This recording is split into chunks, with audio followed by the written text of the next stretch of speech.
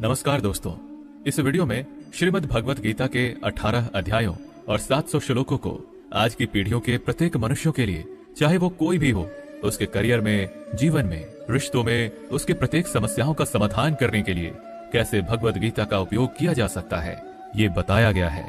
दोस्तों, यहाँ पूरे 18 अध्यायों को शामिल किया गया है और हर एक अध्याय की शुरुआत से पहले मैं आपको बताऊंगा कि उससे आपको क्या सीखने को मिलेगा। फिर उस अध्याय को बहुत ही आसान भाषा में आपको समझाया जाएगा और उसके बाद उससे होने वाले हमारे जीवन में सभी अच्छे परिणामों के बारे में आपको बताऊंगा। मित्रों, अगर आप सोचते हैं कि भगवत गीता में सिर्फ ये लिखा है कि भगवान की पूजा कैसे करते हैं, तो आप गलत हैं, क्योंकि भगवत गीता सिर्फ एक किताब या धार्मिक ग्रंथ नहीं है, बल्कि इसमें वो ज्ञान है जो इस पृथ्वी पर जीवन जीने वाले प्रत्येक व्यक्ति के लिए उपयोगी है। ये गीता हमें सिखाती है कि इस दुनिया में सपने कैसे पूरे किए जा सकते हैं, हमारी पर्सनैलिटी कैसे बनती है, कैसे पॉजिटिव एनर्जी बनाई जा सकती है, खुशी क्या होती है, बड़ी बड़ी प्रॉब्लम्स का सलूशन कैसे ढूंढा जा सकता है, डिसीजंस कैसे लिए जा सकते हैं, ब्रेकअप के सदमे से कैसे निकला जा सकता है, इमोशनली स्टेबल कैसे बना जा सकता है, और भी ना जाने बहुत कुछ। जीवन के सफर में हम सभी अपने सपनों को पूरा करने की इच्छा रखते हैं और ये सच है कि हम सब कुछ अच्छी तरह से पाना चाहते हैं। हर कोई अपने करियर में तेजी से आगे बढ़ना चाहता है और करोड़पति बनने का सपना देखता है। हम सभी अपने जीवन में बहुत कुछ सीखना चाहते हैं और जीवन के हर पहलुओं को समझने की कोशिश करते हैं। ये गीता हमें जीवन जीने का सही तरीका बताती है, हमें ये जानने में मदद करती है कि मरने के बाद हमारे साथ क्या होता है, और ये भी बताती है कि ब्रह्मांड कैसे बना है और भगवान के अस्तित्व की गारंटी कैसे है। क्या हम पुनर्जन्म लेते हैं? क्या यह जीवन रियल है या एक भ्रम? लेकिन क्या हमने ये सोचा है कि हमारे सपनों को पूरा करने के लिए हमें बिना थके, बिना किसी मार्गदर्शन के, बिना सही दिशा के सफलता मिल सकती है? क्या हमारा मोटिवेशन इतना मजबूत होना चाहिए कि हम कभी हार ना माने? हमने कई बार देखा है कि हम जब कभी किसी मोटिवेशनल वीडियो को देखते हैं तो हमारा जोश तो बढ़ जाता है, लेकिन जैसे जैसे हम अपने कर्मों में लग जाते हैं तो वहीं हमारा उत्साह भी कहीं गायब हो जाता है। हमें अकेले काम करते समय मोटिवेशन की कमी महसूस होती है। तो इसलिए ये वीडियो लंबा हो सकता है, लेकिन यदि हम इसमें दिए गए रहस्य को समझ लें तो हमें किसी और मोटिवेशनल वीडियो की तलाश करने की आवश्यकता नहीं होगी और हमें अपने उस लक्ष्य की ओर बढ़ने में मदद मिलेगी जिसे हमें अपने जीवन में प्राप्त करना है। लेकिन ये समझने के लिए हमें ध्यानपूर्वक बैठकर इस वीडियो की बातों को सुनने और समझने का समय देना होगा। और अगर आप इस वीडियो को बीच में छोड़कर जाना चाहते हैं तो कृपया कर आप इसे स्किप कर दें, क्योंकि अधूरा ज्ञान नहीं होने से भी ज्यादा खतरनाक हो सकता है। और भगवान श्री कृष्ण ने गीता में कहा है कि हमें किसी को जबरदस्ती गुप्त ज्ञान नहीं देना चाहिए। तो दोस्तों, इस सवाल का जवाब दीजिए, इस पृथ्वी पर जो न केवल हमारी बल्कि ब्रह्मांड की वर्तमान और भविष्य की सबसे महान मोटिवेशनल स्पीकर हैं, उनका नाम क्या है? हाँ, यही सच है, वो है भगवान श्री कृष्ण। महाभारत के युद्ध के मैदान में भगवान श्री कृष्ण आज की तारीख से ना जाने कितने ही युगों पहले एक ऐसा ज्ञान दिया था जो आज 21वीं सदी की दुनिया के लोगों की लाइफ स्टाइल पर एकदम सही बैठता है। और ये जानकर के बड़े बड़े लोग और रिसर्च करने वाले हैरान हो जाते हैं कि ऐसा कैसे हो सकता है कि उस महाभारत के युद्ध के मैदान में दिए गए ज्ञान को पढ़कर Mahatma Gandhi, Albert Einstein, Annie Besant, Sunita Williams और स्वामी विवेकानंद और ना जाने कितने लोगों ने अपना जीवन बदल लिया। दोस्तों, इस भगवत गीता के ज्ञान ने ही एक दुखी और हारे हुए धनुष नीचे गिरा देने वाले अर्जुन को महाभारत के युद्ध से पहले ही युद्ध का सर्वश्रेष्ठ विजेता बना दिया। आपके जीवन में जब खुद को सफलता की ओर बढ़ते हुए दिखाई देते हैं तो आपको ये महसूस हो सकता है कि आप अपने जीवन की सभी समस्याओं के सामने अर्जुन की तरह खड़े हैं और आपके लिए भी एक अद्वितीय गीता का ज्ञान उपलब्ध है और ये आपका अधिकार है कि आप उसे समझें और अपने जीवन में उसका मार्गदर्शन करें। भगवत गीता के अद्वितीय ज्ञान को समझकर आपको यह आश्चर्यजनक एहसास होगा कि ये अमूल्य ज्ञान हमें हमारे असली उद्देश्यों की ओर ले जाता है। ये किताब संस्कृत में भले लिखी गई है, लेकिन उसका अनुभव आपको हिंदी, इंग्लिश और अन्य भाषाओं में भी मिलेगा। मैं आपको इस अद्वितीय युद्ध के मैदान कुरुक्षेत्र में लेके जाऊंगा और यहाँ आपको समझाऊंगा कि आखिरकार क्यों भगवान ने अपना ज्ञान देने का निश्चय किया था।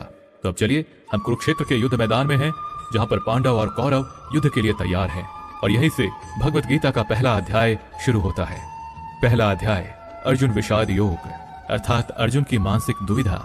दोस्तों, इस परम ज्ञान को जानने से पहले कमेंट में जय श्री राधे कृष्ण अवश्य लिख दीजिए और इस वीडियो से आपको कुछ भी सीखने को मिल रहा है तो वीडियो को लाइक करके चैनल को सब्सक्राइब कर लीजिए और बेल नोटिफिकेशन आइकन को ऑल पर सेट कर लीजिए। तो फिर चलिए आगे बढ़ते हैं। दोस्तों, इस पहले अध्याय से हम सीखते हैं कि कैसे हमारे जीवन में वो चीजें हैं जो हमें आगे बढ़ने से रोकती है। चाहे हमारे पास ज्ञान का बहुत बड़ा भंडार हो, हमारे पास काबिलियत हो, लेकिन फिर भी हम सही फैसला नहीं ले पाते और हमारे कार्य में सफलता नहीं मिल पाती। इसके साथ ही हम जानेंगे कि कैसे सपनों को हकीकत में बदलने के लिए मानव कैसे परिवर्तित हो सकता है। कौरवों में दुर्योधन के मन में खुशियों की अनगिनत उम्मीदें थीं। उसके पास बड़ी सेना थी। उसके पास गुरु द्रोणाचार्य और गुरु कृपाचार्य जैसे महान योद्धा थे। पांडवों की सेना में अर्जुन, भीम और पांडवों के 5 भाइयों के साथ भगवान कृष्ण भी थे। अब यह युद्ध पूरी तरह से परिवार के बीच होने वाला युद्ध बना हुआ था। पांडव और कौरव दोनों एक ही बड़े परिवार के थे और इसके बावजूद हर किसी में जीतने का इरादा था। भगवान श्री कृष्ण के साथ अर्जुन ने अपनी सेना को सामने लाकर खड़ा किया ताकि वो देख सके कि उसको किन किन लोगों को मारना है। इस घड़ी में भगवान कृष्ण ने अर्जुन के रथ को मैदान के बीच में ले आए। वहां कुरुक्षेत्र के युद्ध मैदान में कौरवों की सेना में अर्जुन के सामने दादा भीष्म और गुरु द्रोणाचार्य खड़े थे और गुरु द्रोणाचार्य ने ही अर्जुन को तीर चलाना भी सिखाया था। अर्जुन ने युद्ध के मैदान में जिधर देखा वहां दोनों ही ओर सिर्फ परिवार वाले और गुरुओं के शिष्य ही नजर आ रहे थे। इस दृश्य को देखकर अर्जुन बहुत ही दुखी हो गए और कृष्ण से बोले कि यहाँ तो हर कोई मेरा सगा संबंधी है, मैं अपने ही लोगों को युद्ध में नहीं मार सकता। मुझे इस राज्य के लिए तो क्या अगर कोई तीनों लोग भी दे दे तो भी मैं ऐसा युद्ध नहीं करूंगा जिसमें मुझे अपनों को ही मारना पड़े। गीता के इस पहले अध्याय से हमें ये सीखने को मिलता है कि वास्तविक सोच कैसी होती है।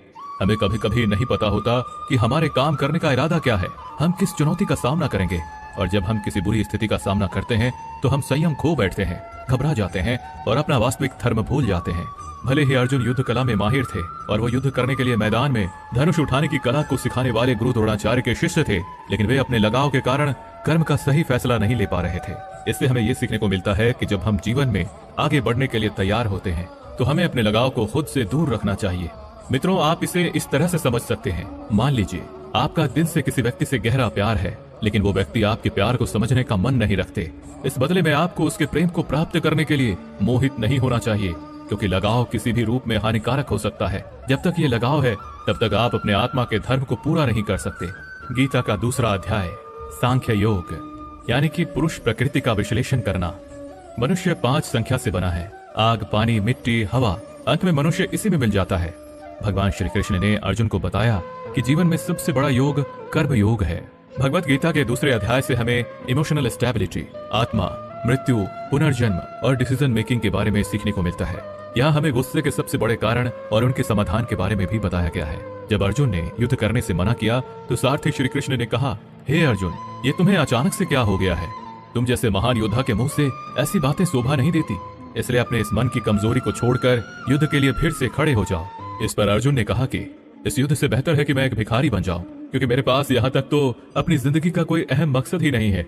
मेरे पास सही और गलत का ज्ञान नहीं है, इसलिए मैं आपसे मार्गदर्शन मांगता हूँ। श्री कृष्ण मुस्कुराए। क्या कोई इंसान उनसे कुछ मांग सकता है और वो नहीं देंगे? यहीं से शुरू होता है भगवत गीता का ज्ञान, जिसे आपको भी अर्जुन की भावनाओं को जानना और समझना चाहिए। श्री कृष्ण अर्जुन को बोले, क्या तुम अचानक से डर रहे हो? तुम्हें डरना नहीं चाहिए, क्योंकि ये लोग तुम्हारे मारने से ही मरेंगे और तुम्हें ही उन्हें मारना होगा। इन सब लोगों का पिछले जन्म से और आगे के जन्म के साथ कोई संबंध नहीं है। वे तुम्हारे जैसे अनादि हैं। इसलिए जैसे कि तुम अपने पुराने कपड़े बदलकर नए पहनते हो, वैसे ही आत्मा शरीर को छोड़ देती है। हे अर्जुन, तू किसी मरे हुए इंसान को जीवित नहीं कर सकता, क्योंकि जीवन और मृत्यु का नियंत्रण सिर्फ मेरे पास है। तू तो उनकी मौत का सिर्फ एक कारण है, और ये लोग मरने के बाद भी मेरे ही पास आएंगे, क्योंकि वे शरीर नहीं हैं, वो तो आत्मा है, और आत्मा को किसी भी तरीके से नष्ट नहीं किया जा सकता। आत्मा अगले जन्म के लिए इस शरीर को त्याग देती है। जिस प्रकार तू अपने पुराने कपड़े बदलकर नए पहनता है, इसी तरह से जैसे कोई कछुआ खुद को खुद में ही समेट लेता है, वैसे ही मनुष्य अपनी इच्छाओं को वश में कर लेता है। जो व्यक्ति अपने मन की सभी इच्छाओं और कर्मों के परिणामों को सोचना छोड़ देता है, वही स्थिर बुद्धि कहलाता है। जिसके मन से हर प्रकार का डर, भावना और क्रोध खत्म हो जाता है, वही मनुष्य शांत रहता है। जब हम अपनी इच्छाओं को पूरा करने के बारे में सोचते रहते हैं, तो हमें वो इच्छाएं अच्छी लगने लगती हैं, तो हमें उन इच्छाओं को पूरा करने का मन करता है। और जब उन इच्छाओं को पूरा करने में कोई रुकावट आती है, तो हमें गुस्सा आ जाता है, और गुस्से में हम खुद को खो देते हैं, और फिर हम अपने कर्म और धर्म को भूलकर अपनी स्थिति से नीचे गिर जाते हैं। लेकिन जो व्यक्ति अपनी इच्छाओं को वश में करके उनका गुलाम नहीं होता, उसका अंतर मन शुद्ध रहता है और उसके दुख का अंत हो जाता है। और जब उसके सभी दुख ही समाप्त हो जाते हैं, तो उसकी बुद्धि स्थिर हो जाती है। लेकिन जिसकी इच्छाएं और कामनाएं उसके मन से नहीं जाती हैं, वो मनुष्य कभी शांत नहीं हो पाता। और जब शांति ही नहीं मिल पाएगी, तो वो खुश कैसे रहेगा? उसकी हालत तो वो नाव की तरह होती है, जिसको उसकी इच्छाओं की किसी भी दिशा में ले जाने की छूट मिल सकती है। स्थिर बुद्धि वाले प्राणी समुद्र की तरह स्थिर रहते हैं, और इसी प्रकार के जीव मृत्यु के बाद मेरी शरण में आते हैं। मित्रों, अब हम इस अध्याय के वास्तविकता पर आते हैं। और आप में से कई लोग होंगे जिन्होंने अपने प्रियजनों को खो दिया है, और आज तक आप लोगों में से जिन्होंने भी अपने प्रियजनों की मृत्यु का दुख नहीं झेला है, उन्हें यह जान लेना चाहिए कि उनके जीवन में भी उनके अपने किसी सबसे प्रिय की मौत एक दिन अवश्य होगी। लेकिन उस वक्त उदास होने की कोई आवश्यकता नहीं है, क्योंकि खुद भगवान ने ही हमें स्मरण कराया है कि हमें अपने जीवन से पहले भी हम इस संसार में मौजूद नहीं थे और मृत्यु हो जाने के बाद भी नहीं रहने वाले हैं। और इसलिए हमें मौत का डर नहीं होना चाहिए। इसका कारण यह है कि या तो हम परमात्मा में हमेशा के लिए मिल जाएंगे या हमारा पुनर्जन्म होगा। और जब सभी लोग आखिर में एक ही जगह मिलेंगे तो विलाप करने का क्या मतलब रह जाता है। और यही प्रकृति का नियम भी है। और आपको स्मरण रहे कि हम कोई शरीर नहीं है, हम तो केवल आत्मा है और उस परमात्मा के अंश हैं। और अगर हमें बनाने वाला ईश्वर है तो हमें उनमें ही मिलने का प्रयास करना चाहिए, उनमें ही लीन हो जाना चाहिए। ये संसार तो एक भ्रम है जिसे उस परमात्मा ने बनाया है। हमने देखा था कि अर्जुन निर्णय लेने में असमर्थ थे। जब भी हम कोई निर्णय लेते हैं तो एक ओर हमारा मोह होता है और दूसरी ओर हमारा वास्तविक कर्म होता है। और इस खेल में हम वो नहीं कर पाते हैं जो हमारा असली काम होता है और जो हमें जीवन में सफलता के मार्ग पर आगे बढ़ने में मदद करता है। इसे हम एक एग्जाम्पल से समझते हैं। मान लीजिए आपको अपने घर से दूर कहीं किसी और शहर में शिक्षा के लिए या नौकरी के लिए या अपने किसी लक्ष्य को पूरा करने के लिए जाना पड़ रहा है, तो आपको अपने परिवार का मोह तो छोड़ना ही पड़ेगा। इसी तरह से आपको प्रत्येक निर्णय में ये ध्यान रहे कि आपके मोह और आपके वास्तविक कर्म में कौन ज्यादा महत्वपूर्ण है। इसके पश्चात हम चर्चा करेंगे कि हमारी समस्याओं का सबसे बड़ा कारण क्या है और उनका मुख्य समाधान क्या है। मित्रों, हमारे दुखों का सबसे महत्वपूर्ण कारण है हमारे खुद की इच्छाओं के बारे में विचार करना। जब हम अपनी इच्छाओं के बारे में सोचते हैं तो वक्त बीतने के बाद हम उन्हें पूरा करने की कोशिश करते हैं, और जब ये कोशिशें असफल हो जाती हैं तो हमारे अंदर क्रोध पैदा होता है। और क्रोध एक ऐसी चीज है जिसे कोई भी मनुष्य अपने शरीर को त्यागने से पहले नहीं छोड़ता है। तो फिर आप अपने जीवन के बाकी हिस्से में सच्ची खुशियों को कैसे प्राप्त कर सकते हैं? आप हमेशा अपने आप को समस्याओं से घिरा हुआ ही पाएंगे, क्योंकि ये दुनिया तो केवल आपकी खुद की छाया ही तो है। अब आप सोच सकते हैं कि जीवन में कोई इच्छा नहीं रखने से सफलता कैसे हो सकती है, कैसे आप अपना नाम कमा सकते हैं।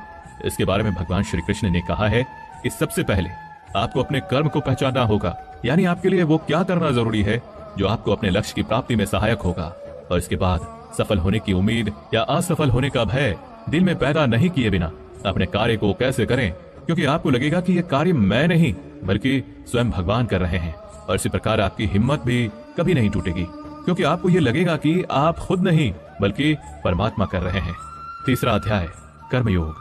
भगवत गीता के तीसरे अध्याय में हम ये जानेंगे कि कौन सी दो चीजें हैं जो हमें इस दुनिया में सफलता प्राप्त करने में मदद कर सकती हैं। हम इसमें ये भी समझेंगे कि हम क्या हैं और कैसे हम अपने मन को नियंत्रित कर सकते हैं। हम अपनी बुरी आदतों को कैसे छोड़ सकते हैं और अपनी मनचाही मंजिल कैसे प्राप्त कर सकते हैं।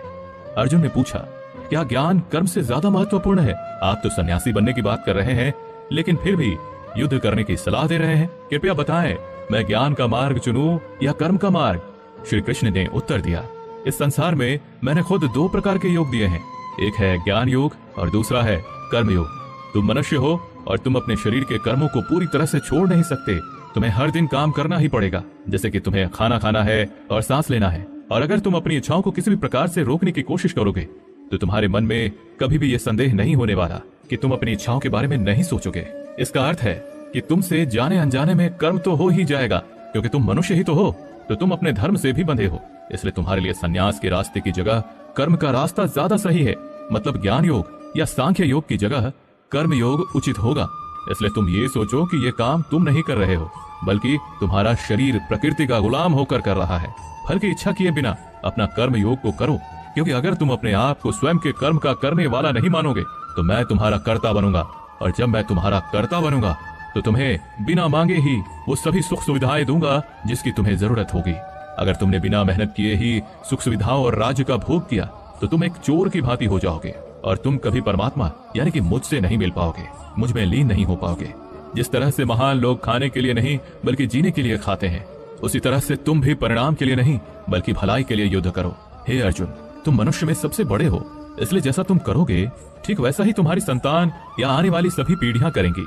अर्जुन, तुम मुझको ही देख लो, मैं तो भगवान हूँ, मुझे भला किसी काम को करने की क्या आवश्यकता है। पर मैं इसलिए अपना कर्म करता हूँ क्योंकि मनुष्य की आत्मा मेरा ही तो एक छोटा सा हिस्सा है, और जैसा मैं करूंगा वैसा ही फिर मनुष्य करेगा, और इस तरह से तो पूरी सृष्टि ही नष्ट हो जाएगी।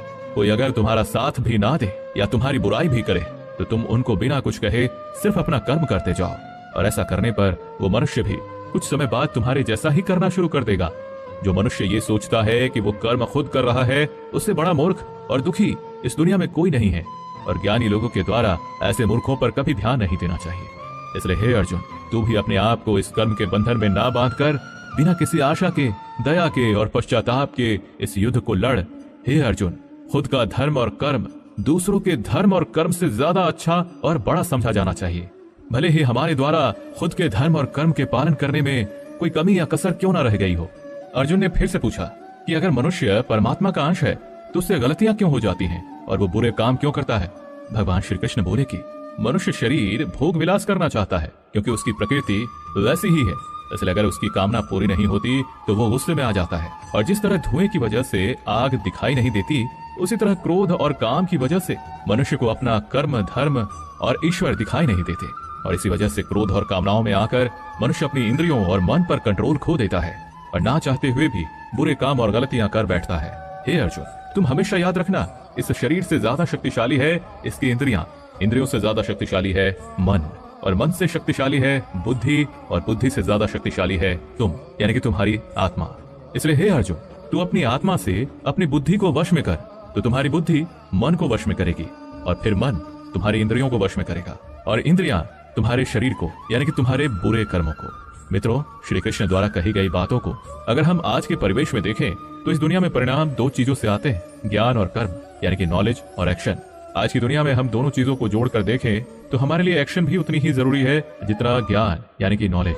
ज्ञान का मतलब ये नहीं है कि आप कुछ भी उठाकर पढ़ लिया, बल्कि नॉलेज का मतलब तो ये है कि आप ये सबसे पहले जान ले कि आपके लक्ष्य क्या है, आपकी काबिलियत और आपकी समस्या क्या क्या है, और इन सबको मिलाकर अपने लक्ष्य तक पहुंचने की आपकी प्लानिंग क्या क्या है।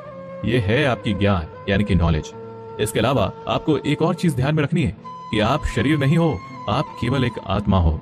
आपकी आत्मा यानी कि आप खुद अपनी अच्छी बुरी भावनाओं, अपने विचार से भी बहुत ऊपर हो, और अगर आप इस तरह से सोचोगे तो अवश्य ही आपकी समस्याएं दूर हो जाएंगी और वो बहुत छोटी लगने लगेंगी। इस अध्याय में आगे बढ़ने पर हम दूसरे रास्ते के बारे में जानेंगे। श्री कृष्ण कहते हैं कि हमें कभी ये नहीं सोचना चाहिए कि कर्म हम कर रहे हैं, हमें ये सोचना है कि हमारे द्वारा ईश्वर कर रहे हैं। और जब हम इस तरह से सोचेंगे तो हमारे जीवन में दो अच्छे प्रभाव होंगे। पहला ये कि आप अपनी मेहनत के परिणाम को लेकर आपको कोई भी टेंशन नहीं होगी, और दूसरा ये कि आप अपने मन को स्थिर करके सबसे ज्यादा मेहनत करने लगोगे। सभी शब्दों की बजाय ये आपको समझना चाहिए कि आपको कभी भी अपने कर्मों के परिणामों पर खुश या दुखी होने का अधिकार नहीं है, क्योंकि श्री कृष्ण के उपदेशों के अनुसार मनुष्य को केवल कर्म करने का अधिकार है। इसके साथ ही आप किसी भी बुरी आदत से कैसे मुक्त हो सकते हो, इसका विचार करें। इसे बहुत ही सरल शब्दों में समझाया जा सकता है। आप अपने आप को भगवान का छोटा सा अंश अर्थात आत्मा ही समझें, और इसके बाद आप जब अंतर ध्यान से, यानी अपने आत्मा के ध्यान से अपने मस्तिष्क को नियंत्रित रखोगे और मस्तिष्क से अपने मन को, और फिर जब आपका मन आपके शारीरिक इंद्रियों को नियंत्रित कर लेता है तो बुरी आदतों को छोड़ना कुछ भी मुश्किल नहीं होगा। अध्याय 4, ज्ञान कर्म संन्यास योग, यानी सगुण भगवान का प्रभाव और कर्मयोग का विषय। भगवत गीता के चौथे अध्याय से हमें ये ज्ञात होता है कि भगवान कब और किस रूप में पृथ्वी पर आते हैं, और यहाँ तक कि गुरु से ज्ञान कैसे प्राप्त किया जा सकता है और ज्ञान क्यों जरूरी है। श्री कृष्ण ने अर्जुन से कहा, हे अर्जुन, मैंने इस महान गीता ज्ञान को बहुत पहले बताया था, लेकिन समय के साथ वो ज्ञान समाप्त हो गया है। इस पर अर्जुन श्री कृष्ण से पूछते हैं, कृपया बताइए कृष्ण, आप तो अब वर्तमान काल में हैं, तो आप बहुत पहले के समय में ऐसा कैसे कर सकते हैं। श्री कृष्ण ने उत्तर दिया, हे अर्जुन, तुझे ये नहीं पता कि तेरे और मेरे कितने जन्म हो चुके हैं। जब इस संसार में धर्म का अस्तित्व संकट में होता है, तब मानव रूप में अधर्म का नाश करने के लिए इस धरती पर आता हूँ और कर्म करके अपने शरीर को यहीं छोड़कर वापस जाता हूँ। जैसे कोई शिष्य मुझे अत्यधिक प्यार करता है, उसी तरह से मैं अपने शिष्यों से अत्यधिक प्यार करता हूँ। हालांकि मैंने इस संसार को बनाया है, लेकिन मैं ये नहीं सोचता कि ये मेरे द्वारा बनाया गया है। इसलिए मनुष्य को कर्म करते समय ये कभी नहीं सोचना चाहिए कि मैं कर रहा हूँ। वो मनुष्य जो किसी कर्म के फल और सुख दुख के परे होकर कर्म करता है, वही सबसे बड़ा है। जिसके पास अपने शरीर पर कोई अहंकार नहीं होता, वो अपनी इंद्रियों को नियंत्रित करता है, वही व्यक्ति सबसे श्रेष्ठ होता है। और अर्जुन, जो इस भूमि पर खुश नहीं रह सकता, वो कहीं भी खुश नहीं रहता। इसलिए किसी मनुष्य को अपने गुरु को पहचान कर अपनी इंद्रियों को नियंत्रित करके अपने लोभ को छोड़कर उनकी सेवा करने का प्रयास करना चाहिए, ताकि वे उनसे वो ज्ञान सीख सके जिससे कि बड़े से बड़े पापी भी मेरी शरण में आ सकते हैं। जिस प्रकार आग सूखी हुई लकड़ी को जला देती है, उसी तरह से गुरु से प्राप्त किया गया ज्ञान अज्ञानता को दूर कर देता है। हमेशा कर्म करने वाला और हमेशा मेरी में श्रद्धा रखने वाला ही मुझे प्राप्त कर सकता है। इसलिए जिसने कर्मयोग के माध्यम से सभी कर्मों को और अपने आप को परमात्मा के लिए समर्पित कर दिया है, उस मनुष्य को उसके कर्मों के बंधन में कभी भी नहीं बांधा जा सकता। इसलिए अर्जुन, तू भी मेरे दिए हुए ज्ञान से समझ कि कर्म नहीं बल्कि मैं कर रहा हूँ। दोस्तों, इस चौथे अध्याय में स्पष्ट रूप से कहा गया है कि जब भी मानवता का नाश होता है तो नेगेटिव ऊर्जा लोगों में अत्यधिक होती है। तब तक भगवान किसी भी रूप में आकर धर्म को पुनः स्थापित करते हैं। इसमें यह भी बताया गया है कि अगर किसी से आपको कुछ सीखना है तो सबसे पहले आपके मन में उसके प्रति सम्मान होना चाहिए, कोई लालच नहीं होना चाहिए और बुरी भावना भी नहीं होनी चाहिए। और यह ज्ञान प्राप्त करना और सीखना हमारे लिए क्यों आवश्यक है और इसका कारण क्या है? हम अगर किसी क्षेत्र में हो तो स्वाभाविक रूप से बताया जा सकता है कि हमें उस क्षेत्र के गुरु से ज्ञान प्राप्त करना होगा। और ज्ञान वो तरीका है जिससे इस जीवन में अपने लक्ष्य से और उस जीवन में आपके परमात्मा से मिल सकता है। अध्याय 5, कर्म संन्यास योग। भगवत गीता के 5वें अध्याय में कर्म संन्यासियों का वर्णन किया गया है और हम जानेंगे कि अपने लक्ष्य को कैसे प्राप्त किया जा सकता है और कैसे हमारे शरीर ने हमें आलस्य में बांधने की कोशिश की। अर्जुन ने कहा, हे श्री कृष्ण, मैं अभी भी ये नहीं समझ पा रहा हूँ कि मेरे लिए कर्म अच्छा है या कर्मों से संन्यास। तो श्री कृष्ण ने उत्तर दिया, देखो अर्जुन, संन्यास और कर्म वे दो अलग अलग मार्ग हो सकते हैं, लेकिन दोनों का ही लक्ष्य तो समान है और वो है परमात्मा। जो व्यक्ति अपने मन को भटकने नहीं देता, जो कर्म करके भी यही समझता है कि कर्म उसने नहीं किया है बल्कि ये तो परमात्मा ने किया है, और जो सभी जीवों को उसी परमात्मा का हिस्सा मानता है, वो मनुष्य मरने के बाद परमात्मा में ही मिल जाता है। महान व्यक्ति अपने प्रत्येक कार्य को, अपने विचारों को स्पष्ट करने और दूसरों के हित के लिए ही करते हैं। परमात्मा कभी भी मनुष्यों को बुरे काम करने के लिए नहीं प्रोत्साहित करता, बल्कि लोग खुद ही अपने क्रोध और मोह में आकर बुरे कार्य करते हैं और फिर उसी प्रकार से उनके फल सुनिश्चित हो जाते हैं। मैं तो बस उनका प्रतिफल उन्हीं को वापस देता हूँ। तुम अपने शरीर को चाहे कितना ही आनंदित कर दो, इसकी इच्छाएं तब भी पूर्ण नहीं होती। इसलिए अर्जुन, तेरे जैसे बुद्धिमान व्यक्ति को शरीर की इच्छाओं में मन नहीं लगाना चाहिए। इस संसार का असली मूल्य होता है वो जिसने अपने शरीर का नाश होने से पहले अपने क्रोध का नाश कर लिया हो, जो संपूर्ण प्राणियों का हित करता है, जिसका मन किसी भी कार्य में नहीं बनता और जो अपने भटकते हुए मन को एक जगह केंद्रित करके परमात्मा को याद करता है। वही व्यक्ति सुखी भी है और परमेश्वर सहित सभी के प्रिय भी। इसलिए हे अर्जुन, ये इंद्रियां, मन, बुद्धि, इच्छा, आशा, डर और क्रोध ही तेरे शत्रु हैं, इन्हें छोड़ दो। दोस्तों, हमारी बॉडी अर्थात हमारा शरीर हमेशा आराम से रहना चाहता है, लेकिन क्या आपने कभी सोचा है कि अगर इसमें आत्मा नहीं होती तो क्या होता? हम अक्सर अपने शरीर को ही अपनी पहचान मान लेते हैं। हम कहते हैं, ये मेरी आंखें हैं, ये मेरे हाथ हैं, और जब हमारा शरीर हमें आराम करने के लिए बोलता है तो हम सो जाते हैं। लेकिन क्या आप ये सोच सकते हैं कि शरीर आपकी बुद्धि पर भारी हो गई है? इसलिए आपको ये समझना होगा कि आप एक आत्मा हैं और आपको अपनी बुद्धि से अपने शरीर को चलाना होगा। दोस्तों, जो रास्ते भगवत गीता में दिखाए जा रहे हैं वे मानव को परमात्मा से मिला देते हैं। अगर आप इन सभी बातों को अपने जीवन में अपनाते हैं तो आप अपने सपनों को पूरा करने की दिशा में एक कदम आगे रहोगे।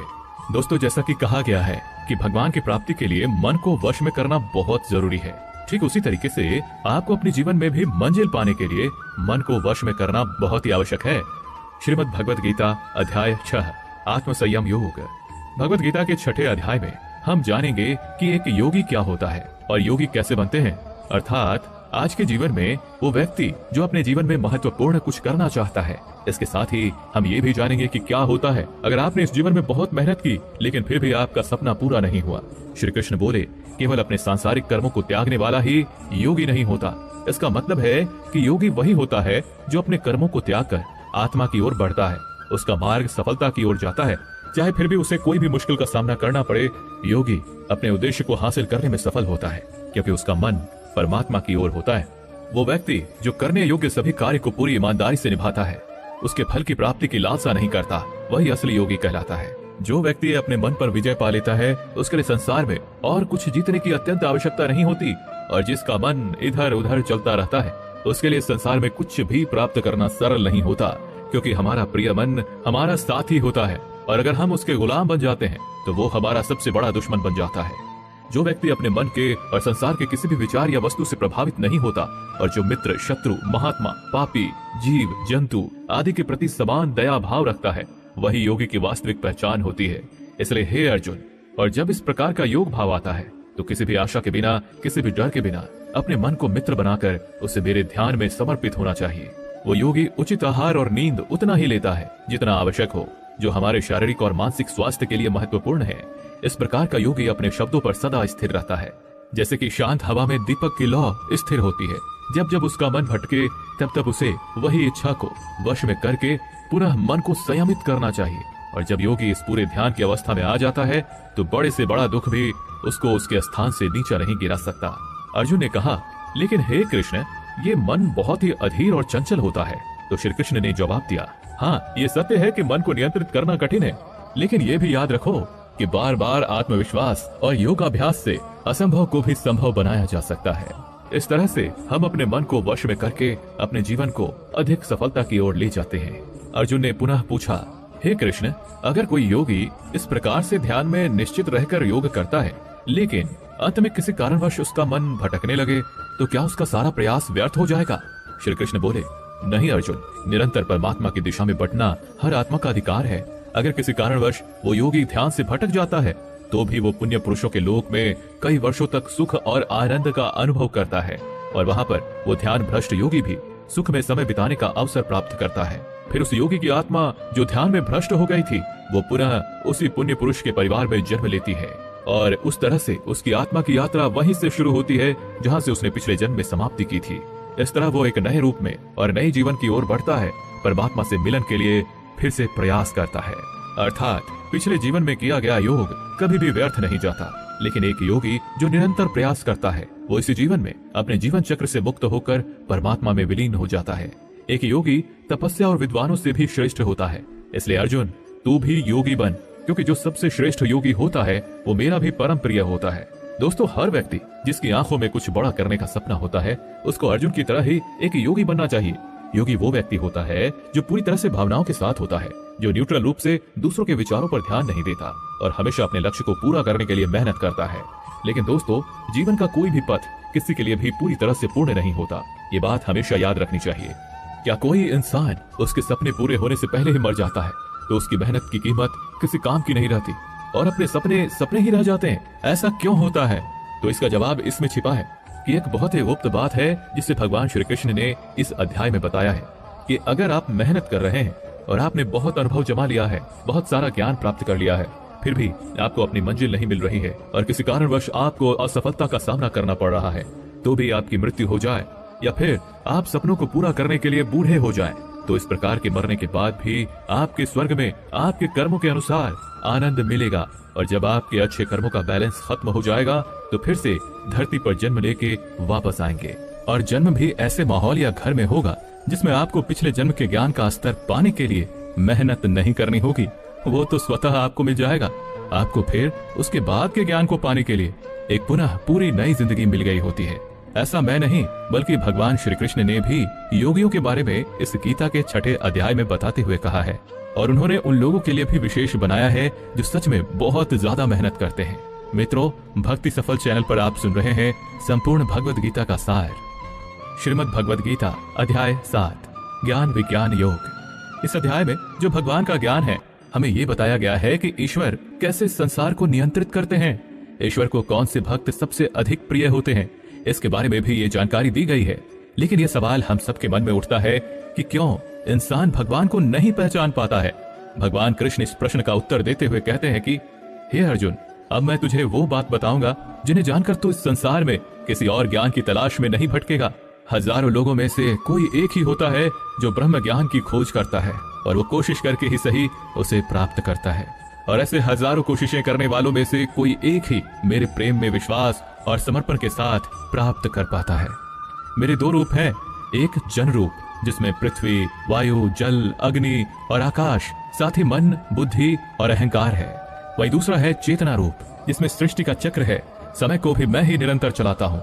जल, ओमकार, चंद्रमा, सूरज मैं ही हूँ। पृथ्वी की सभी पवित्र ग्रंथ, बुद्धिजीवियों का तेज, अग्नि और तपस्वियों का तप, धर्मों का पवित्र कर्म, अलग अलग समयों का काल और बलवान का बल भी मैं ही हूँ। इस संसार के लोग सांसारिक गुणों के बंधन में जकड़े हुए हैं, इसलिए मैं किसी को अपने असली रूप में नहीं दिखाई देता हूँ। और वास्तविकता में ये संसारी गुण भी मेरी माया ही तो है। मगर जो मनुष्य इस मोह माया को तोड़ देता है वो मेरा भक्त बन जाता है। माया के जाल में फंसे हुए मूर्ख लोग मेरी शरण में नहीं आ सकते हैं।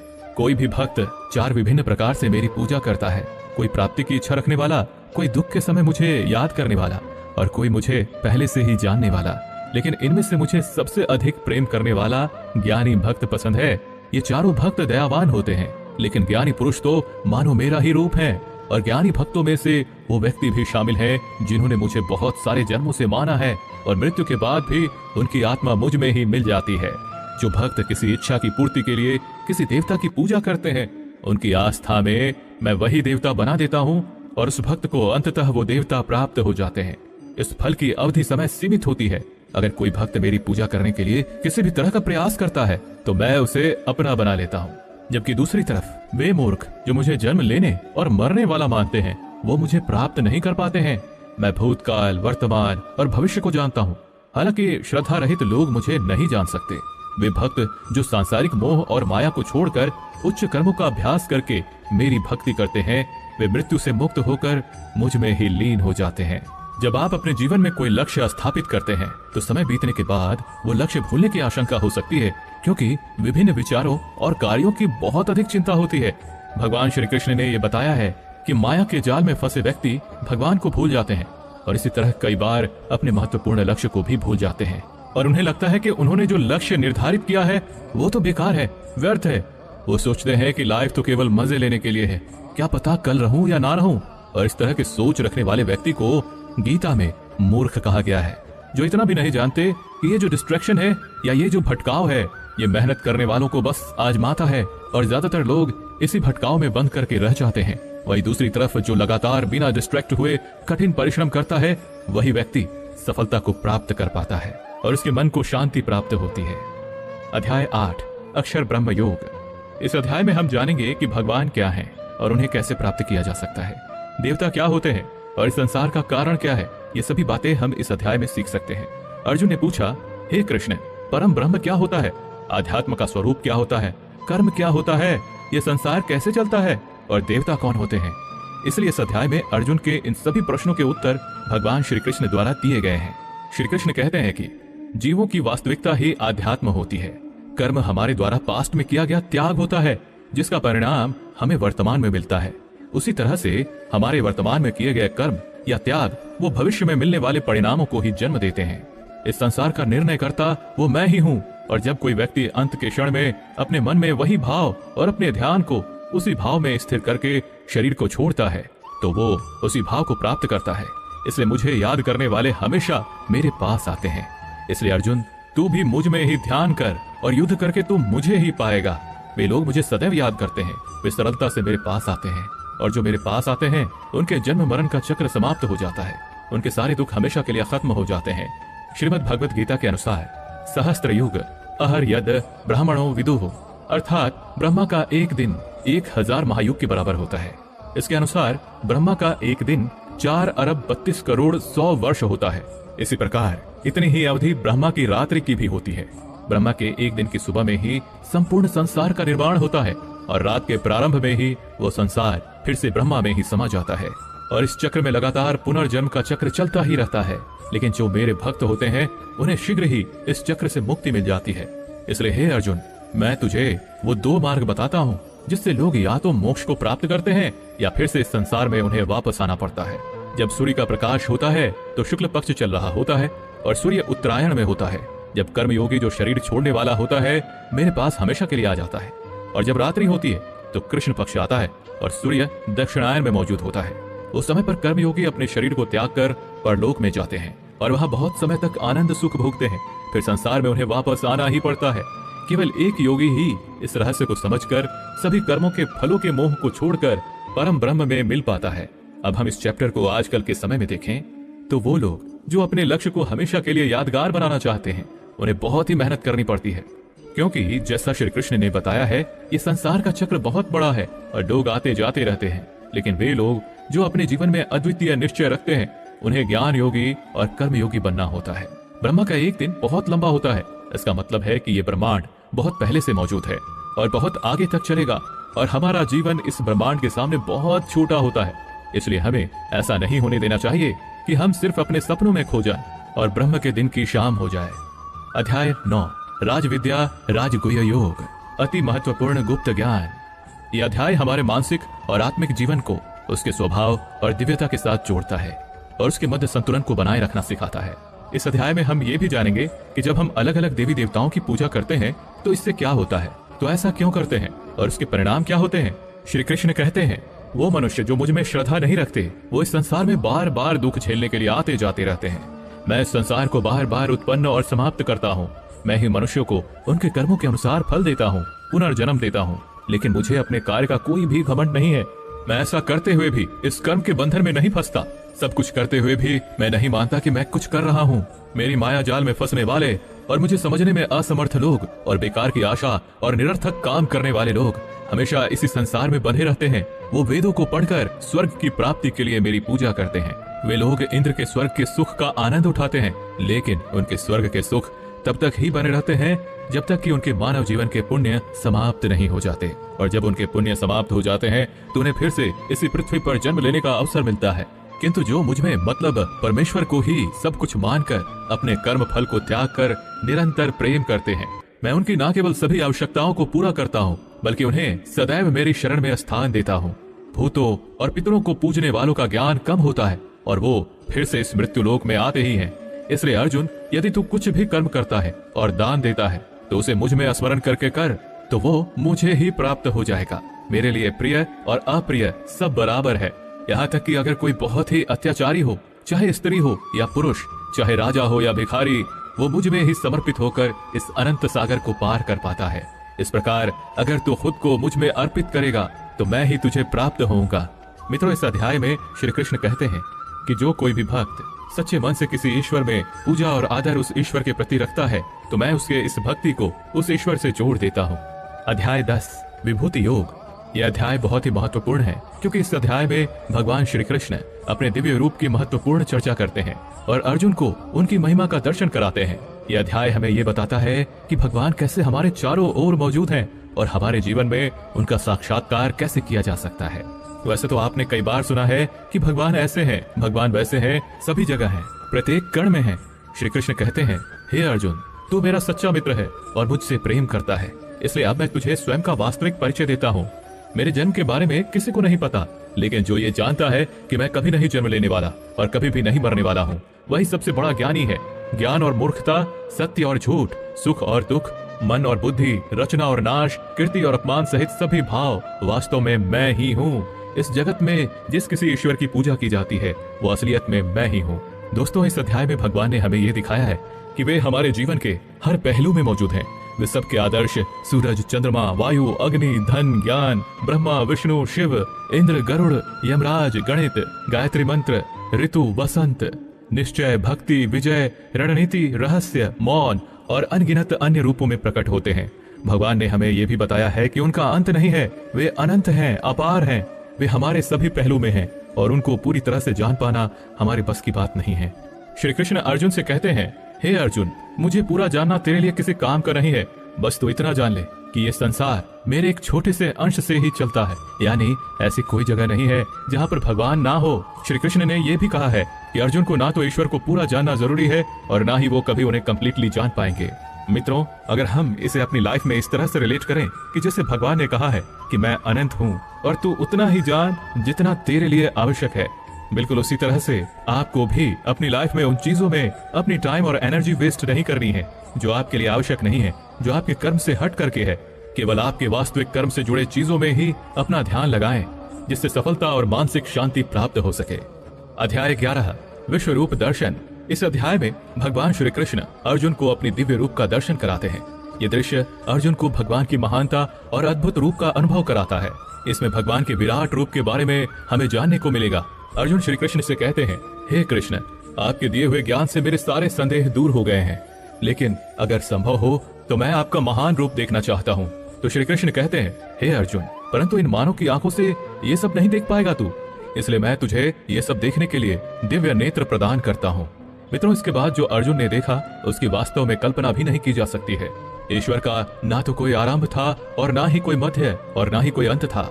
उस रूप से इतना प्रकाश निकल रहा था जितना हजारों सूरज भी मिल जाए तो भी उतना ना निकल पाए। अर्जुन ने कई संसार को श्री कृष्ण में समाहित होते हुए देख पाए। फिर अर्जुन ने हाथ जोड़ते हुए श्री कृष्ण से कहा कि हे परमात्मा, मैं आपके शरीर में सभी देवों को, सभी मनुष्यों को देख पा रहा हूँ, लेकिन आपके शरीर का तो ना कोई आरंभ दिख रहा है, ना कोई मध्य है और ना ही कोई अंत।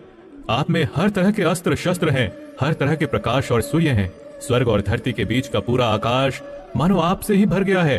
कई देवता के समूह आप में प्रवेश कर रहे हैं, तो कई लोग भयभीत होकर हाथ जोड़े खड़े हैं। आपके अनंत हाथ, पैर, पेट, आंखों वाले मुंह रूप को देखकर समस्त सृष्टि सहित मैं भी व्याकुल हो रहा हूँ। यहाँ तक कि मैं पांडवों को और कौरवों की पूरी सेना के महान योद्धाओं का अंत होकर आप में जाता हुआ देख पा रहा हूँ। आपके ये विकराल रूप इस संपूर्ण ब्रह्मांड को अनंत ऊर्जा दिए जा रहा है। हे कृष्ण, इतने रूपों में आप कौन से हो? अर्जुन कहते हैं, हे कृष्ण, इतने रूपों में आप कौन से हो? मैं आपको कैसे पहचानूं? फिर श्री कृष्ण कहते हैं, मैं तो हर जगह हूँ और मैं ही समय हूँ। इन सभी योद्धाओं की मौत को पहले ही लिख चुका हूँ। तू तो सिर्फ इनकी मौत का कारण है, मारने वाला तो मैं ही हूँ। ये सुनकर अर्जुन के चेहरे पर थोड़ा डर दिख रहा था, पर अर्जुन धैर्य के साथ बोले, हे परमात्मा, आपका ये रूप देखकर अब मुझे पता लग गया कि क्यों योगी महर्षि देवता जैसी ही आत्मा है। आपका पूजन क्यों करते हैं? आप तो सत्य और असत्य से भी ऊपर हो। आपके इस रूप की व्याख्या करने के लिए मेरे पास शब्द ही नहीं है। आप ही इस संसार के पालन करता और विनाशक हो। आपको हर दिशा से नमस्कार है, स्वीकार कीजिए, क्योंकि ना तो कोई आपका आदि है और ना ही अंत। आपको कोटि कोटि नमन। हे प्रभु, मुझे भय है कि मैंने अज्ञानता में आपको मित्र कृष्ण कहा है और कई बार लोगों के सामने आपका मजाक भी उड़ाया है। मुझे आपके इस सत्य का पता नहीं था, इसलिए अगर संभव हो तो आप मुझे क्षमा कीजिए। जैसे पिता पुत्र को क्षमा कर देता है, उसी तरह आप भी मुझे क्षमा कर दीजिए। हे प्रभु, आपके इस रूप को देखकर मैं खुश भी हो रहा हूँ और मैं भयभीत भी हूँ। अतः आप कृपा करके आप अपना प्रसिद्ध चतुर्भुज विष्णु रूप के दर्शन दीजिए, जिसमें आपके मुकुट, चक्र और गदा के साथ आपको देखने की अभिलाषा है। फिर श्री कृष्ण कहते हैं कि हे अर्जुन, मैंने तेरे आग्रह पर वो रूप दिखाया है जिसको आज तक कोई मनुष्य नहीं देख पाया है और ना ही कभी देख पाएगा और ना ही देख पाएगा। तू मेरे इस रूप को देखकर इतना व्याकुल मत हो जाना और भयभीत भी मत हो जाना, और अब तेरी ये इच्छा भी पूरी कर रहा हूँ। अब तू मेरी चतुर्भुज विष्णु रूप देख। भगवान श्री कृष्ण ने इस प्रकार से अपना चतुर्भुज रूप अर्जुन को दिखाया और उसका साहस बनाया और अनंत रूप से अर्जुन की व्याकुलता को भी दूर किया। अब अर्जुन कहते हैं कि हे कृष्ण, अब मैं आपके इस रूप को देखकर मुझे तृप्ति मिल गई है। तो फिर कृष्ण बोले, अर्जुन, जो चतुर्भुज रूप तुमने अभी देखा है, उसे देखने के लिए तो देवता भी कामना करते हैं। इस चतुर्भुज रूप को किसी भी यज्ञ, दान, तप और वेद से देखा जा सकता है, परंतु अर्जुन, जो तेरी तरह मेरा परम भक्त है, वो अंत में मुझे ही प्राप्त होता है। इसलिए ये रूप तुम देख पाए हो। मित्रों, गीता के इस अध्याय से आप आज के टाइम में भी ये सीख सकते हो कि अगर हम सच्चे मन से मेहनत करते हैं तो कई बार सफलता को पाने के बाद हमें लगता है कि हमने इतनी मेहनत कर ली, और जब सफलता आती है और तब लगता है कि ये तो ज्यादा ही मिल गया, मैंने तो इतना मेहनत नहीं किया था। और मित्रों, यही महान लोगों का एक सद्गुण होता है कि वो मेहनत तो करते हैं, लेकिन उनको ये भी आभास नहीं होता कि कितनी मेहनत कर लिया उन्होंने। यही महान लोगों की महान सोच होती है। अध्याय 12, भक्ति योग। इस अध्याय में भगवान हमें बताते हैं कि भक्ति के माध्यम से ही हम उन्हें प्राप्त कर सकते हैं। हमें भगवान के प्रति विश्वास, प्यार और समर्पण दिखाना चाहिए। इससे हमें ये सीखने को मिलता है कि हमें भगवान के प्रति भक्ति और प्यार बढ़ाने का प्रयास करना चाहिए। जो व्यक्ति हर तरह के सुख और दुख, वस्त्र और मित्रता, लाभ और हानि, मोह और इच्छा, हर तरह के मौसम से दूर रहता है और सभी प्राणियों को एक समान नजरिए से देखता है, और जो अपने मन और इंद्रियों को पूरी तरह से वश में रखता है, वही परम आनंद को पाता है। जो निंदा और प्रशंसा को एक समान समझता है, जो किसी भी स्थान पर किसी भी आहार के साथ रह सकता है, वो भक्त मेरे लिए बेहद प्रिय है। और उनमें से भी जो निष्काम भाव से अपने कर्म मेरी सेवा में लगाते हैं, वही भक्त मेरे लिए श्रेष्ठ है। इस अध्याय में हमें यह भी सिखाया गया है कि हमें अपने पूर्व अनुभवों से सीखने की कोशिश करनी चाहिए। एक छात्र या एक व्यक्ति जो अपने जीवन में कुछ महत्वपूर्ण करना चाहता है, उसे कम खाना चाहिए और हर प्रकार की भावनाओं के साथ होना चाहिए। खुद के लक्ष्य को कैसे प्राप्त करना है, केवल यही सोचना चाहिए, और ये तभी प्राप्त हो सकता है जब हम भगवान के प्रति विश्वास, प्यार और समर्पण करते हैं। अध्याय 13, क्षेत्र क्षेत्र विभाग योग। इस अध्याय में भगवान हमें आत्मा और शरीर के बीच के अंतर की बात करते हैं। हमारी आत्मा शरीर के परे है और हमें इसे समझना चाहिए। ये हमें सिखाती है कि हमारे शरीर से भी ज्यादा हमारी आत्मा ज्यादा असली है और हमें इसके साथ मिलकर जीना चाहिए। इस अध्याय से हमें ये ज्ञान मिलता है कि कैसे हमारे कर्मों के परिणाम की रचना होती है। श्री कृष्ण हमें बताते हैं कि यह शरीर एक क्षेत्र है, जैसे कि खेत एक क्षेत्र होता है। खेत में हम बीज बोते हैं और उसके सही समय पर फल होता है। इसी तरह हमारे जीवन में भी हम कर्म के बीज बोते हैं और उसका सही समय पर हमें फल मिलता है। इसलिए शरीर को क्षेत्र कहा गया है। इस क्षेत्र और क्षेत्रज्ञ के ज्ञान को विभिन्न तरीकों से विद्वानों द्वारा व्याख्या किया गया है, जिसमें 5 महाभूत, मन, बुद्धि, अहंकार और सभी इंद्रियां शामिल हैं। साथ ही सुख, दुख, चेतना, शरीर, धैर्य और विकार भी इसमें शामिल है। श्री कृष्ण कहते हैं, परम ज्ञान क्या होता है? इसका उत्तर मैं तुझे दूंगा। मानव में कोई भी गुण हो, वो गर्व करने योग्य नहीं होता। हमें किसी भी प्राणी को सताने का कोई अधिकार नहीं है। हमें दूसरों के प्रति क्षमा भाव रखना चाहिए। हमें गुरु की सेवा करनी चाहिए। हमारी मन और वाणी में सरलता होनी चाहिए।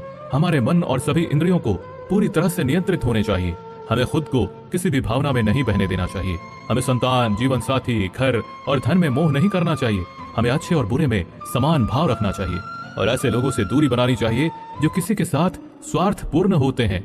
हमें एकांतवास में अपने मन को शुद्ध करना चाहिए और हमें परमेश्वर में पूरी तरह समर्पित और ध्यान मग्न रहना चाहिए। हे अर्जुन, अब मैं तुझे परम ब्रह्म के बारे में कहूंगा, जो सर्वव्यापी है। वो सब इंद्रियों के साथ भी इंद्रियों के बिना है और वो निर्गुण होकर भी सभी गुणों के साथ है। वो सभी सजीवों और निर्जीव में है। वो दूर भी है और पास में भी है, लेकिन फिर भी जानने में नहीं आता।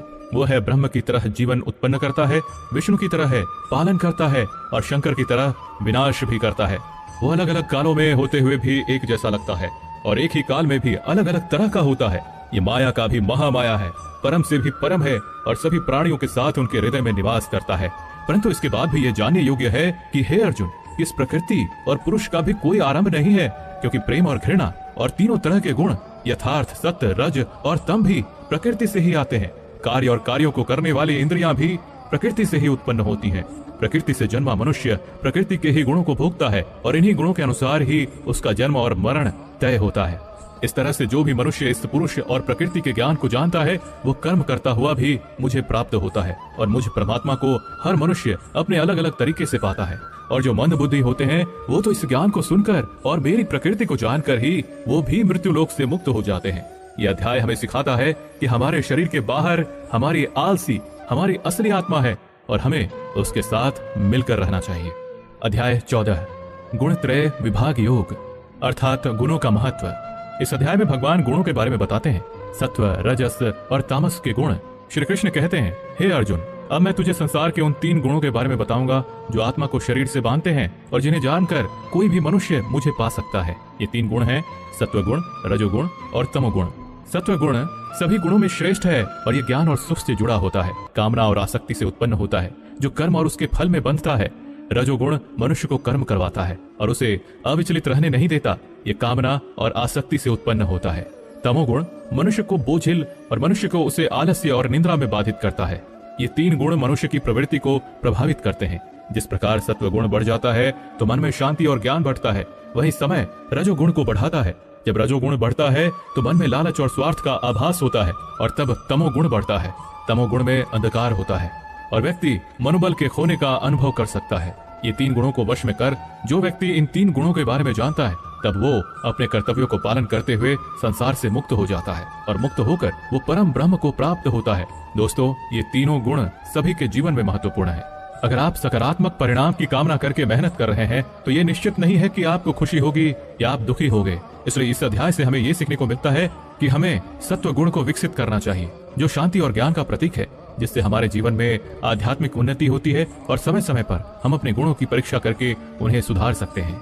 अध्याय 15, पुरुषोत्तम योग। इस अध्याय में भगवान हमें आत्मा की अमरता के बारे में बताते हैं। हमारी आत्मा हमारे शरीर से बड़ी होती है।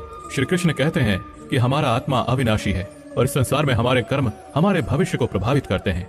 हमें इस बारे में जागरूक रहना चाहिए और ये समझना चाहिए कि हमारे कर्मों के परिणाम हमारे अगले जन्म में हमें प्राप्त होते हैं। इसलिए हमें सत्व गुण, रजोगुण और तमोगुण को समझने और उनका संतुलन बनाए रखने का प्रयास करना चाहिए। आत्मा हमें मुक्ति की ओर ले जाती है और हमें अपने कर्मों को सावधानी से चुनना चाहिए ताकि हम सब कुछ सही दिशा में ले जा सके। इसी तरह से हम परम ब्रह्म की प्राप्ति कर सकते हैं और सभी व्यक्ति के अंतर्निहित परमात्मा को पहचान सकते हैं। इस अध्याय से हमें ये सीखने को मिलता है कि हमें सत्व गुण को बढ़ाने का प्रयास करना चाहिए और अपने अंदर के तमोगुण और रजोगुण को कम करने का प्रयास करना चाहिए, जिससे हम अपने जीवन में सफलता और आत्मा की मुक्ति की दिशा में आगे बढ़ सकें। अध्याय 16, द्वासुर संप द्विभाग योग, अर्थात गुणों का विभेद। इस अध्याय में भगवान हमें दैवी और असुरी प्रकृति के बारे में बताते हैं। दैवीय प्रकृति वाले लोग धर्म, सच्चाई और प्रेम को प्राथमिकता देते हैं, जबकि असुरी प्रकृति वाले लोग अहंकार, क्रोध और द्वेष की दिशा में आगे बढ़ते हैं। श्री कृष्ण कहते हैं कि दैवीय स्वभाव वाले लोग अपने मन को शुद्ध रखते हैं, परमात्मा को याद करते हैं और सुख दुख को समान भाव से सहते हैं। वे धर्म का पालन करते हैं और दूसरों को कभी कष्ट नहीं पहुंचाते। उनमें अहंकार नहीं होता और वे सबको बराबर मानते हैं। विरोधाभास, क्रोध, आसक्ति और अज्ञान से युक्त असुरी स्वभाव वाले लोग दुश्मनी करते हैं और लोगों को कष्ट देते हैं। वे धर्म का अनादर करते हैं और बुरे कर्म करते हैं। वे हमेशा मोह में रहते हैं। हमें समझना चाहिए कि दैवीय स्वभाव का पालन करके हम अपनी आत्मा को मुक्ति दिला सकते हैं, जबकि असुरी स्वभाव से हम मोह के बंधनों में फंस सकते हैं। इस अध्याय से हमें ये सीखने को मिलता है कि हमें दैवीय स्वभाव का पालन करना चाहिए और आसुरी स्वभाव से बचना चाहिए। इस अध्याय से हमें ये भी सीखने को मिलता है कि हमें सात्विकता का अनुसरण करना चाहिए और आपसी सम्मान, धर्म और शांति की दिशा में अग्रसर होना चाहिए। राजस्व और तामस की ओर नहीं बढ़ना चाहिए, क्योंकि ये हमें बंधनों में फंसा सकते हैं। अध्याय 17 श्रद्धात्रय विभाग योग, अर्थात श्रद्धा का महत्व। ये अध्याय भगवद गीता का अहम अध्याय है, जो हमें श्रद्धा और धारण के महत्व के बारे में सिखाता है। श्रद्धा का अर्थ होता है विश्वास, और ये हमारे जीवन में अत्यधिक महत्वपूर्ण है।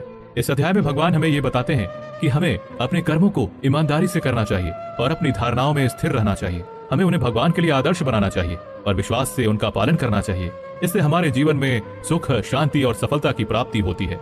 श्री कृष्ण अर्जुन से कहते हैं, हे अर्जुन, हमें कर्मों को सही तरीके से करना चाहिए और उन्हें ईश्वर के लिए समर्पित करना चाहिए। श्रद्धा और हमारे पूर्व कर्म हमारे जीवन को पूर्ण बनाते हैं और हमें ईश्वर के प्रति प्यार और आस्था का एहसास कराते हैं। इसलिए श्रद्धा से ही हम सफलता को प्राप्त कर सकते हैं और हमें हमारे कर्मों को ईश्वर के लिए समर्पित करना चाहिए।